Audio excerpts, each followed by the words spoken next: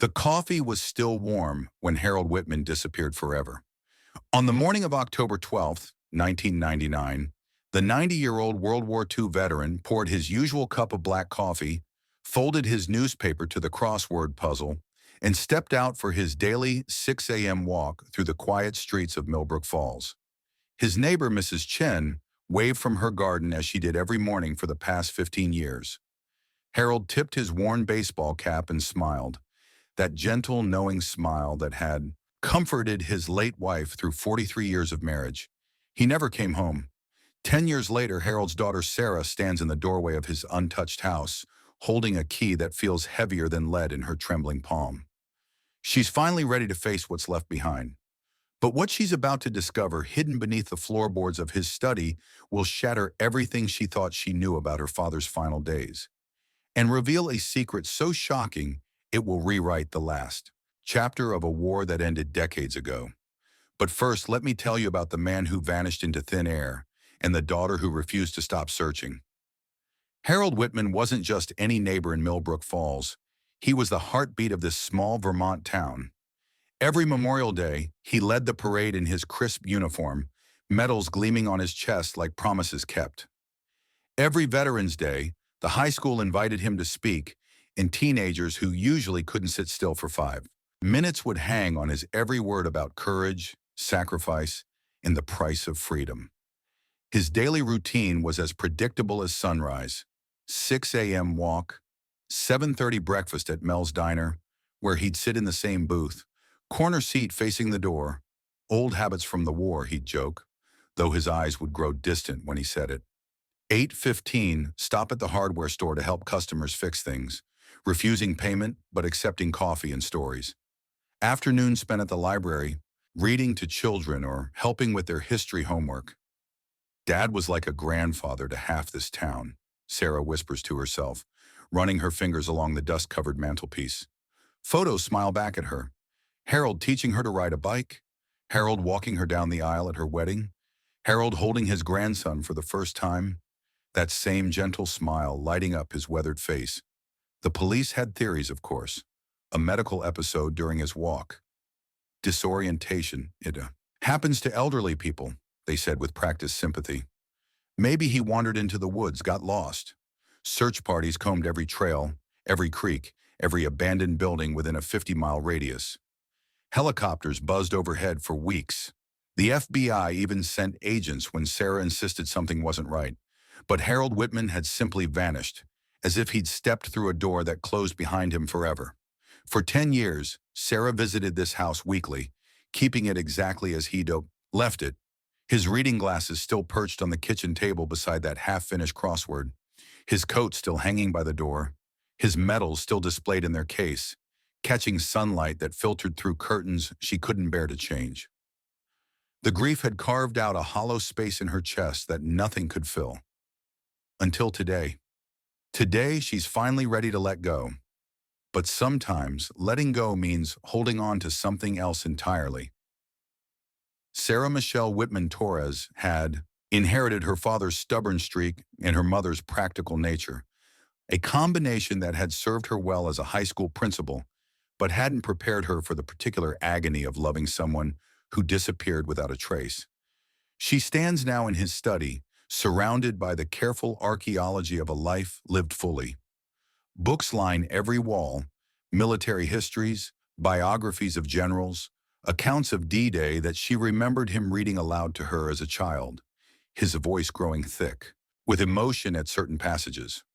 On his desk, a fountain pen rests beside a leather-bound address book filled with names of men who'd served alongside him. Most now crossed out in black ink as time claimed them, one by one. "I used to think you were invincible," she whispers to the empty room, her voice cracking slightly. "Remember when I was 8 and had that nightmare about monsters in my closet? You didn't just check the closet.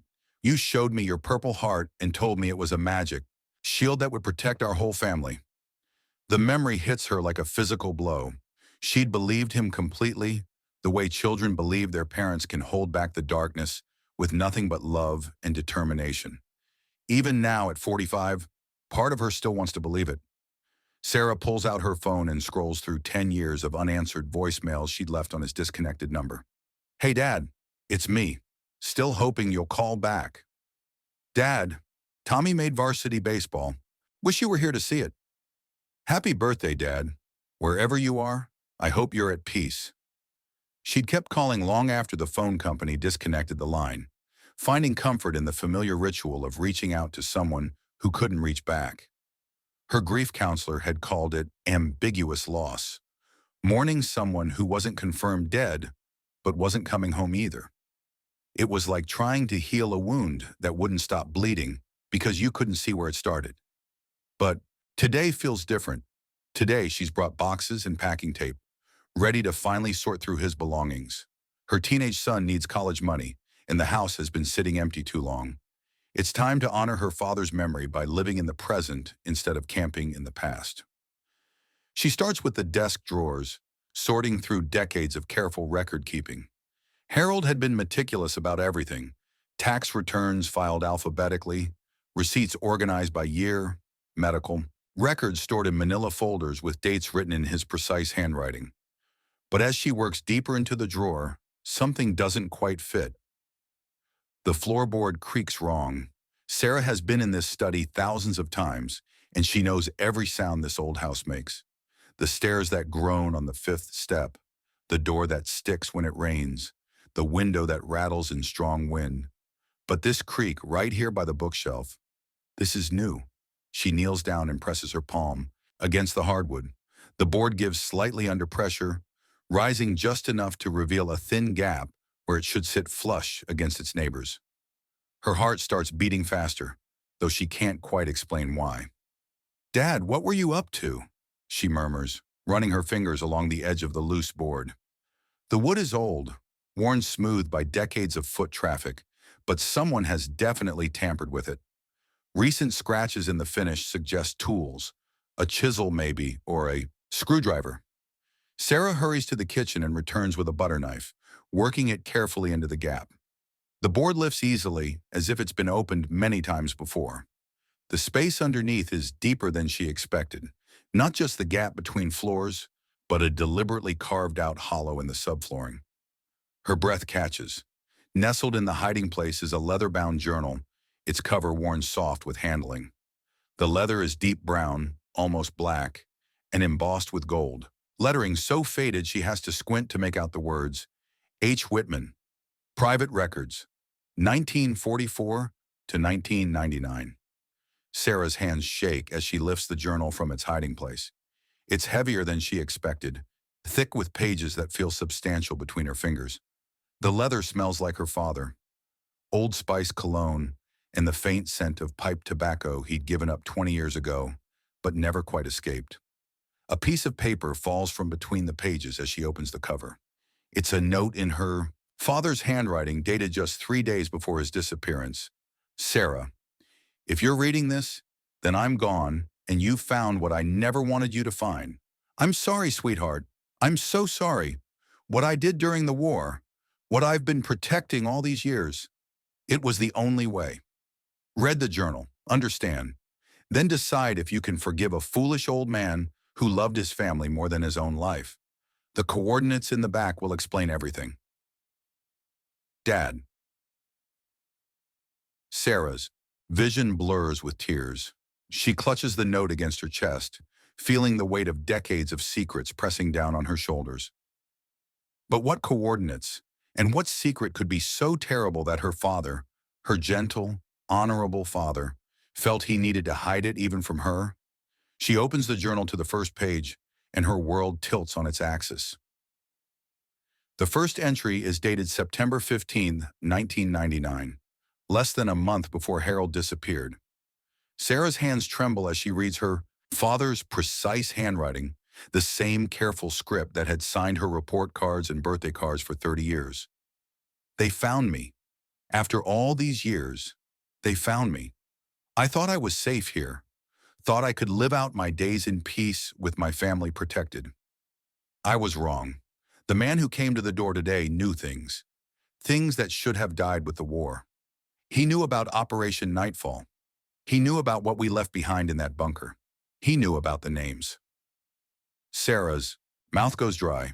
She's never heard her father mention Operation Nightfall, and she thought she knew every story from his war years.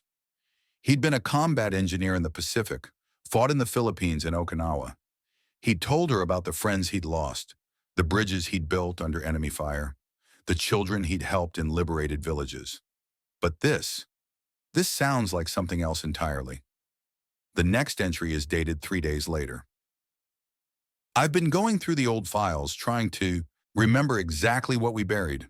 The photographs, the documents, the list of names. We were so young, so sure we were doing the right thing. But if those records surface now, if the families learn what really happened, I can't let that happen. Some secrets are worth dying for. Sarah's breath catches.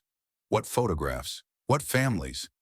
Her father had been one of the most honest men she'd ever known. Someone who returned extra change to cashiers and never told lies, not even white ones. She flips ahead several pages, her eyes scanning for more clues. October 2nd. The second man came today. Younger, more aggressive. He showed me photographs of the bunker site. Someone's been digging. They're close to finding it. I have perhaps a week, maybe less, before they piece together the truth. I've hidden the journal in case something happens to me. Sarah will find it eventually. She's always been too curious for her own good, just like her mother. October 5th. I've made my decision. I know what I have to do. The coordinates are 44.2619 degrees north, 72.5806 degrees west. Everything is there, waiting. If I don't come back, if this old soldier finally meets his match, then at least the truth will be buried with me. Some doors should never be opened. Some wars never really end. Sarah's hands are shaking so badly she can barely hold the journal. Those coordinates, she recognizes them. They're local, somewhere in the Vermont mountains, maybe 20 miles from town. She flips to the back of the journal and finds a hand-drawn map tucked into the back cover. It shows a route from Millbrook Falls into the mountains, with landmarks noted in her father's careful handwriting. At the end of the route, marked with a large X, are the words, "Where it all began, where it all ends." But what did Harold Whitman, beloved veteran and grandfather, have to hide? What secret was so dangerous that he felt he had to disappear rather than face it? And why does Sarah have the growing, terrifying suspicion that her father's morning walk on October 12th wasn't random at all, but the final mission of a soldier who'd been carrying a burden for over 50 years? The next entry in the journal is dated October 11th, 1999, the day before Harold vanished.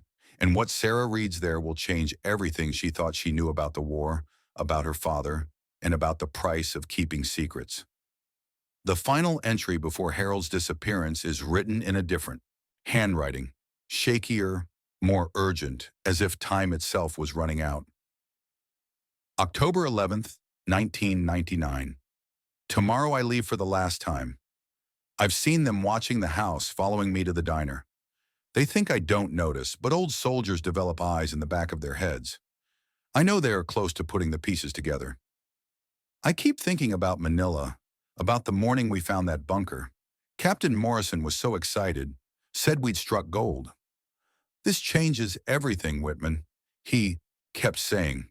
But when we saw what was inside, God help us, we should have sealed it up and walked away. Instead, we made a choice that's haunted me for 54 years.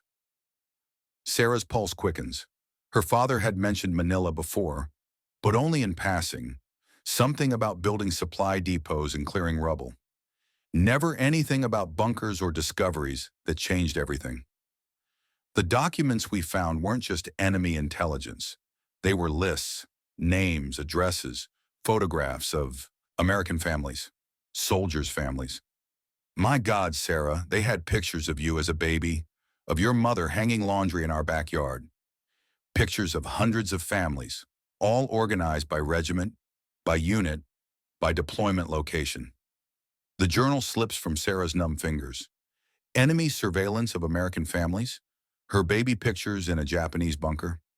The room spins slightly as she tries to process what she's reading. Morrison said we had to report it, follow protocol, but Jenkins, poor, scared Jenkins who'd lost his brother at Iwo Jima, he saw the bigger picture. "Sir," he said, "if word gets out that the enemy had this kind of intelligence on our families, if the wives and children back home learn they were being watched, photographed, targeted, it'll destroy morale. Hell, it might destroy the entire war effort." So we made a pact, the four of us who went into that bunker. We would bury the evidence, destroy the records, and never speak of it again. We told ourselves we were protecting our families, protecting America. We told ourselves we were heroes. Sarah picks up the journal with trembling hands. 4 soldiers, a buried secret. And now, 54 years later, someone was trying to dig it up. But heroes don't spend half a century looking over their shoulders, waiting for the past to catch up. Heroes don't wake up screaming about the faces in those photographs. Heroes don't have to disappear to protect the people they love. The other 3 are gone now. Morrison died in Korea in 1951. Never had to live with what we did. Jenkins made it to 1987 before his heart gave out. Said it was the weight of secrets that killed him. Thompson lasted until last year, but he called me before he died. "They're asking questions, Harry," he whispered. "Someone's been digging around the old unit records. I think they know." Now it's just me, the last guardian of a secret that should have died in that bunker. But I can't let them find those documents. I can't let the world learn that we chose our own peace of mind over the truth. Some betrayals are too deep to forgive, even after all these years. Sarah closes her eyes, her father's words echoing in her mind. She's beginning to understand the terrible weight he'd carried all these years. Not just the knowledge of enemy surveillance, but the guilt of covering it up, of denying other families the truth about how exposed they'd been during the war. But who were they? Who was asking questions after all these years? And what exactly did they hope to gain by exposing a decades-old military decision? Sarah flips ahead in the journal, searching for more clues, and finds something that makes her blood run cold. Tucked between the final pages of the journal is a hand-drawn map, far more detailed than the simple route she'd found earlier. This one shows elevation markers, compass bearings, and a series of cryptic symbols that look almost like military tactical markings. But it's the destination that stops Sarah's heart. The X on this map isn't marking some remote wilderness location. It's marking a cabin, a specific structure with detailed measurements and what appears to be a floor plan sketched alongside the main map. Notes in her father's handwriting identify secondary entrance, concealed storage, and most disturbing of all, emergency protocols if compromised. Sarah stares at the coordinates again.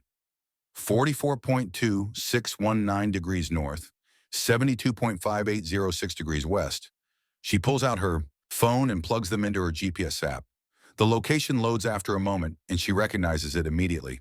Stowe Mountain, about 40 minutes from Millbrook Falls. She'd been skiing there as a child, had picnicked in those woods with her parents dozens of times, but this map shows a cabin she's never seen, tucked into a valley she's never explored.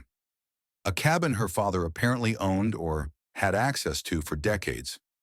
Her hands shake as she turns the map over and finds a note taped to the back. "Sarah, if you found this, then they've either found me or I've made my final choice. The cabin has been our family's secret since 1953. I bought the land under an assumed name, built it with my own hands as a place to hide if the past ever caught up. Your mother knew about it, though I never told her why. She called it my thinking place and respected that I needed somewhere to go when the war dreams got too bad. Everything is there. The original documents from Manila, bunker, the photographs, the evidence of what we found and why we buried it. But Sarah, please understand, I never went there to hide from justice. I went there to decide whether the world deserved the truth or whether some secrets are too dangerous to uncover. The cabin isn't just a hideout. It's a confession booth where I've been writing the real story for 50 years, trying to find the courage to come forward. Every Memorial Day, every Veterans Day, when they called me a hero, I would go there and write a little more, trying to find the words to explain the unexplainable. But now they're closing in, and I'm out of time. If you're reading this, you have a choice to make. You can burn everything and let sleeping secrets lie, or you can take the key taped under the kitchen sink and drive to the cabin to learn the truth about your father. Either way, I'll understand. Either way, I love you." Sarah's vision blurs with tears. She thinks about every time her father had disappeared for a day or two, claiming he needed to clear his head or do some thinking. She'd assumed he was going fishing or hiking, processing his war memories in the quiet of nature. Instead, he'd been wrestling with a secret so massive it had shaped 50 years of his life. She runs to the kitchen and finds the key exactly where he said it would be. A small brass key taped under the sink, wrapped in a piece of paper with more coordinates and the words, "Use the back entrance. Trust no one." Sarah holds the key up to the light, feeling its weight in her palm. This isn't just a key to a cabin. It's a key to the truth about her father, about the war, about everything she thought she knew about the man who raised her. But as she prepares to leave for the cabin, Sarah doesn't notice the dark sedan that's been parked across the street for the past hour, or the two men inside who've been waiting patiently for someone to finally uncover Harold Whitman's secret. Some truths have been buried so long that disturbing them awakens things that should have stayed dead. The drive to Stowe Mountain takes 43 minutes, but Sarah barely notices the familiar Vermont scenery rushing past her windows. Her mind is spinning with questions, doubts, and a growing sense of dread that settles deeper in her stomach with each mile. She parks at a trailhead she's used dozens of times before, but instead of taking the main hiking path, she follows her father's detailed map through a series of barely visible deer trails that wind deeper into the forest than she's ever ventured. The October air is crisp, tinged with the smell of dying leaves and approaching winter. After 20 minutes of hiking, Sarah spots it through the trees, a small log cabin tucked into a natural clearing, so well hidden it would be invisible from any established trail. It looks exactly like her father's sketch, right down to the stone chimney and the small covered porch. Her heart pounds as she approaches the front door. It's locked, just as expected, but she remembers her father's warning about using the back entrance. She circles around the cabin and finds what looks like a root cellar door built into the hillside, almost completely concealed by overgrown ferns and fallen branches. The brass key fits perfectly. The door opens onto a set of wooden stairs leading down into darkness. Sarah uses her phone's flashlight to navigate the narrow passage, which opens into a small, underground room that connects to the main cabin through what appears to be a hidden panel in the floor. The main cabin is a time capsule of her father's secret life. The walls are covered with maps, photographs, and documents that span 5 decades. A desk sits in the center of the room, covered with neat stacks of papers, all written in Harold's meticulous handwriting. Filing cabinets line one wall, labeled with years and military designations she doesn't recognize. But it's the far wall that makes Sarah gasp out loud. Dozens of photographs are pinned to a massive corkboard, black and white images that look like surveillance photos from the 1940s. American families going about their daily lives, unaware they were being watched. Children playing in backyards, wives hanging laundry, soldiers' families living normal lives while their husbands and fathers fought overseas. And there in the center of the board is a photograph that makes Sarah's knees buckle. It's her mother, young and beautiful, standing in the backyard of their first house in Millbrook Falls. She's holding a baby, Sarah herself, no more than 6 months old. The photo is dated 1954, nearly a decade after the war ended. Someone had been watching her family for years after the war. Sarah's hands shake as she reaches for a manila folder labeled Active Surveillance Post-War Continuation. Inside are dozens more photos, surveillance reports, and what appear to be intercepted letters. Her family wasn't just photographed during the war, they were monitored for decades afterward. "My God, Dad," she whispers, "what did you find in that bunker?" As if in answer to her question, an old tape recorder on the desk suddenly clicks on by itself. Sarah jumps back, her heart hammering, until she realizes someone must have rigged it to a motion sensor. Her father's voice fills the cabin, older and more tired than she remembers. "Sarah, if you're hearing this, then you've made it to the cabin, and you've seen the photographs. I'm sorry, sweetheart. I'm so sorry you had to learn about this, but you deserve to know the truth about what your father really was." The bunker in Manila wasn't just an intelligence cache. It was the headquarters of a massive espionage operation that had been running for years before we found it. The Japanese weren't just gathering intelligence on American military families. They were building networks, recruiting assets, creating sleeper cells that would remain active long after the war ended. When we found those documents, we realized the scope was enormous. Hundreds of families had been compromised. The enemy had detailed files on military children, knowing they would grow up to potentially serve in future conflicts. They had files on military wives, looking for vulnerabilities they could exploit decades later. Sarah sinks into a nearby chair, the weight of revelation crushing down on her. We thought we were protecting everyone by bearing the evidence. But we were wrong, Sarah. So terribly wrong. By hiding the truth, we allowed the surveillance to continue. Some of those networks remained active into the 1960s, maybe longer. Families like ours were watched for years, and they never knew. The tape pauses, and Sarah can hear her father's labored breathing. I spent 50 years trying to convince myself we made the right choice. But last month, when those men came to the house asking questions, I realized the truth was going to come out whether I wanted it to or not. And I realized something else. The surveillance never really stopped. They're still watching, Sarah. Still waiting. But then the tape cuts off abruptly, leaving Sarah alone in the cabin with the horrifying realization that her father's disappearance might not have been his choice after all. Sarah frantically searches for another tape, another clue, anything that might explain the abrupt ending. Her father's voice had sounded urgent, almost panicked, completely unlike the measured, careful tone of his earlier recordings. She finds what she's looking for in the desk's bottom drawer, a second tape labeled Final Transmission, October 12th, 1999, the date of her father's disappearance. With trembling fingers, Sarah inserts the tape into the recorder. Her father's voice returns, but now it's barely above a whisper. They're here. I can see their car coming up the access road. I don't have much time. Sarah, what I'm about to tell you will sound impossible, but you have to believe me. The operation we discovered in Manila, it never ended. It evolved. The men who came to my house weren't historians or researchers. They were handlers, still running assets, still managing networks that have been operating for over 50 years. Some of the children who were photographed during the war grew up to work in government, in defense, in intelligence. The enemy played a longer game than we ever imagined. Sarah's blood runs cold. The implications are staggering. Thompson called me before he died and told me something that kept me awake for weeks. His grandson? Remember little Bobby Thompson, who used to play with you when you were kids? Bobby grew up to work for the State Department. Last year, he was caught passing classified information to foreign contacts. When they arrested him, he said he'd been doing it his whole career. Said his family had been connected since before he was born. That's when I understood. The surveillance photographs weren't just intelligence gathering, they were recruitment tools.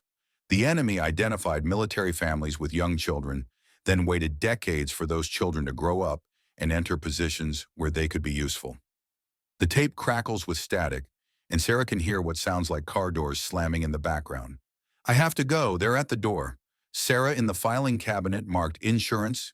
You'll find copies of everything. All the original documents from Manila, all the evidence of continued surveillance, all the names of families who were compromised. It's my confession, my attempt to finally do the right thing. But more importantly, you'll find a list of current assets who may still be active. People in government, in military, in intelligence, all connected to families that were photographed decades ago. If something happens to me, if I don't make it out of this cabin, you have to decide whether to expose the truth or let sleeping secrets stay buried. Either choice will have consequences, sweetheart. The truth will destroy careers, ruin lives, maybe even compromise ongoing operations. But keeping the secret means allowing a 50-year deception to continue. I couldn't make that choice. Maybe you can. I love you, Sarah. Whatever happens, remember that everything I did was to protect you and your family. But maybe it's time to stop protecting and start. The tape cuts off with a loud crack, followed by silence. Sarah sits in the eerie quiet of the cabin, her father's final words echoing in her mind. She understands now why he disappeared. He hadn't run away. He'd been taken, silenced before he could reveal a conspiracy that had been operating for over half a century. She moves to the filing cabinet marked Insurance and finds exactly what her father promised: a complete archive of the Manila discovery, documentation of post-war surveillance, and most shocking of all, a current list of suspected assets with their positions in government and military, names she recognizes, people in positions of power who might have been compromised before they were even born. But as Sarah photographs the documents with her phone, preparing to make the choice her father couldn't, she hears something that makes her blood freeze: the sound of car engines coming up the mountain access road. The same people who silenced Harold Whitman have finally tracked down his secret. Cabin, and they're coming for the last person who knows the truth. Sarah's military instincts kick in, skills inherited from a father who'd taught her to think strategically under pressure. She quickly photographs the most critical documents, uploads them to a secure cloud storage account, and texts the access codes to 3 different people: her husband, her brother, and her father's old friend at the Veterans Administration. If something happens to her, the truth will survive. The sound of car doors slamming echoes through the forest. Sarah estimates she has maybe 3 minutes before they reach the cabin. She grabs the original Manila documents and stuffs them into her backpack, then heads for the hidden entrance her father had shown her in his map. But as she reaches the concealed door, she stops. Running feels like betrayal, not just of her father's sacrifice, but of all the families who'd been living with lies for 50 years. Harold Whitman had spent 5 decades carrying this burden alone, and it had cost him everything: his peace of mind, his final years with family, ultimately his life. Sarah makes a choice that would have made her father proud. She walks back into the main room, sits down at his desk, and waits. When 3 men in dark suits enter the cabin, they find her calmly reading through her father's confession, as if she'd been expecting them all along. "Ms. Whitman-Torres," the lead man says politely, "we need to discuss your father's research." "I know exactly what my father discovered," Sarah replies, her voice steady despite her racing heart. "The question is, what are you going to do about it?" The next hour is the longest of Sarah's life. The men who identify themselves only as federal contractors explain that the situation is complex and delicate. They speak in euphemisms and bureaucratic language, but Sarah reads between the lines. Her father was right. The conspiracy he uncovered had never ended. It had evolved, grown, become institutionalized within the very systems meant to protect America. Exposing it now would cause massive damage to national security, destroy careers of people who might be innocent victims of generational manipulation, and potentially compromise ongoing operations. But keeping it secret means allowing the deception to continue indefinitely. "Your father was a patriot," the lead man says finally, "but he was also naive about the complexities of modern intelligence work. Some secrets serve the greater good." Sarah looks around the cabin her father built with his own hands, at the walls covered with evidence of his 50-year struggle with conscience. She thinks about the gentle man who taught her to ride a bike, who walked her down the aisle, who disappeared rather than endanger his family. "My father was many things," she says quietly, "but naive wasn't one of them. He knew exactly what he was doing when he preserved this evidence. He was giving the truth a chance to survive."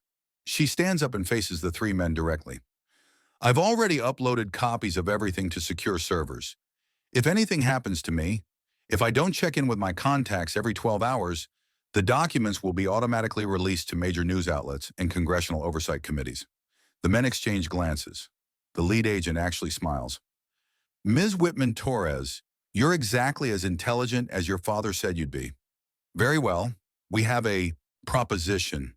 What they offer Sarah isn't perfect justice, but it's something her father never had, a choice that doesn't require carrying the burden alone."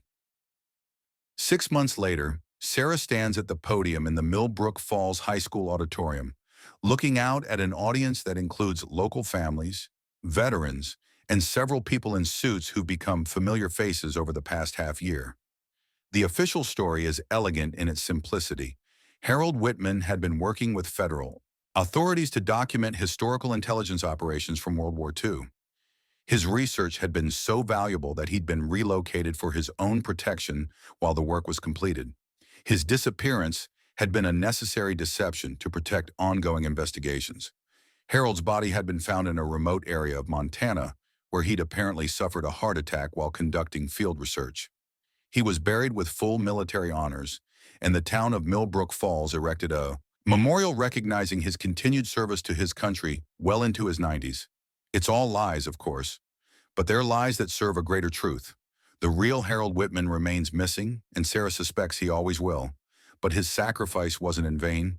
The network he uncovered has been quietly dismantled over the past 6 months. Assets have been identified and either turned or removed from sensitive positions. Families who'd been unknowingly compromised for decades have been discreetly protected. Most importantly, the truth about the Manila bunker has finally been told.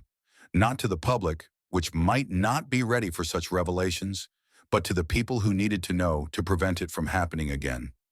Sarah's proposition from the federal contractors had been simple. Work with them to expose and dismantle the network from the inside, using her father's research as a roadmap. In exchange, Harold would be remembered as a hero rather than a man who'd kept dangerous secrets. It wasn't perfect justice, but it was progress. As she looks out at the audience, at families who have no idea how close they came to learning terrible truths about their own vulnerability, Sarah wonders if her father would approve of the choice she made. She'll never know for certain. But as she begins to speak about Harold Whitman's legacy of service and sacrifice, she notices something that makes her breath catch. In the back row, partially hidden by shadows, sits an elderly man, with familiar eyes and a gentle smile.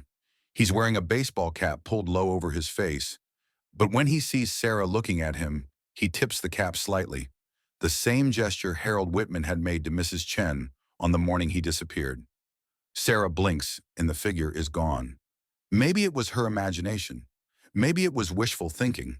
Or maybe some secrets are worth keeping, and some disappearances aren't as final as they seem. But as she continues her speech about her father's dedication to protecting the people he loved, Sarah makes a decision that Harold Whitman would definitely approve of. She chooses to believe in the possibility that love is stronger than secrets, that truth is more powerful than deception, and that sometimes the greatest act of courage is knowing when to let go and when to hold on. The mystery of Harold Whitman's disappearance may never be fully solved, but perhaps the real question isn't what happened to one old soldier, but what we owe to the families who've been living with the consequences of wartime decisions for over 70 years. In the end, maybe the most important battle isn't the one fought in distant lands, but the one fought every day in the space between truth and the stories we tell ourselves to sleep at night. Some wars never really end, but sometimes if we're very lucky and very brave, we get the chance to choose how they're remembered.